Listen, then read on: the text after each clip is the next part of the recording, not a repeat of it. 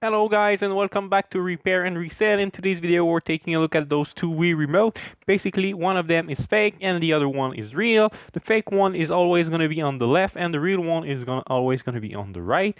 Uh, Basically I'm going to show you what are the different for the aesthetic of these two controllers and what are the difference for the functionalities of those two controllers. So if we start right now with the aesthetic, first we can see that on the fake one there's no Wii logo right here. There will also be no marking on the side of the controller, and if you lift up the battery cover, you will see very little information right here. No Nintendo sticker and no other information whatsoever except for telling you what the battery are needed for it. And just for information, the battery cover is actually an original. I don't know why someone put it there, but it's there. And I will show you on the real Wii remote. We have the Wii logo right here. We have some marking on the side, and if we lift up the battery cover, we can actually see the model number of the controller, RVL003, with some Japanese inscription and the Nintendo logo right here. If you pay a close attention to it, you can also notice that the hole for the speakers are different.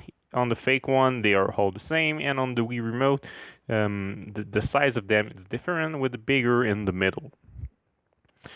And a last aesthetic difference that I can see is that the on button and the power button are a bit more flat on the Wii Remote controller original, and they are more round on the fake one. So the home button and the power button are a bit more round on this one.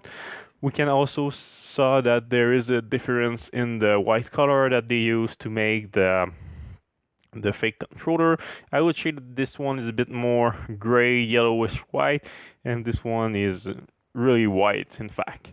Maybe you can see it, the difference with the original battery cover, just like that. And now for the functionalities. Well, on the fake one, I would say that all the buttons feel like the same. I didn't feel any different while playing with this controller, but there is one button that is a bit different, I would say. It's the B button. When you press it at a certain level, you have the impression that the button is pressed, but in fact it's not. You have to press it a little bit extra to make it work. But I assume that if you play with it enough, you will get used to this and you will always press it the right amount for it to register in game. The rest of the button doesn't feel really different than the original one. What I would also say is that the vibration on this controller makes some noise when you use it. It will make like a sound, which could be really annoying when navigating through the menus on the Wii menu or in a game, which this one does vibrate, but you just feel the vibration and you don't feel any noise coming out of the controller while doing so. I think basically it's because of the rumble motor used in both of those controller. One of them is making some noise while vibrating on the fake one, and one of them is not on the real one. Also, while talking about sounds, I would say that the speaker on the fake one is a bit cheaper because the sound wouldn't always be as good as the real one when it would make some, and that was a difference I noticed. And as a last difference, what I can also notice is that when the LED light are on for the player, on the fake one, you can see it on the side of the controller also. I don't know if it's because the plastic is cheap or anything else like that, but yeah, that's another difference that are between the two controller.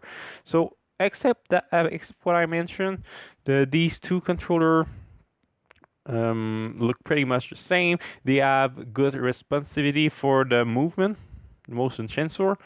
Um, And you know, if you can live with all these things, I think that the fake one could be a good option if you want to look for a cheap controller.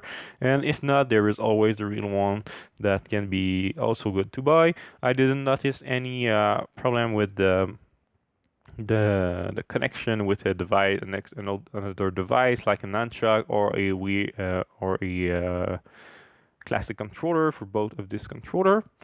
So I hope that this video will help you to spot a fake Wii remote controller or fake and help you to make a decision whether you want to buy a fake one or a real one.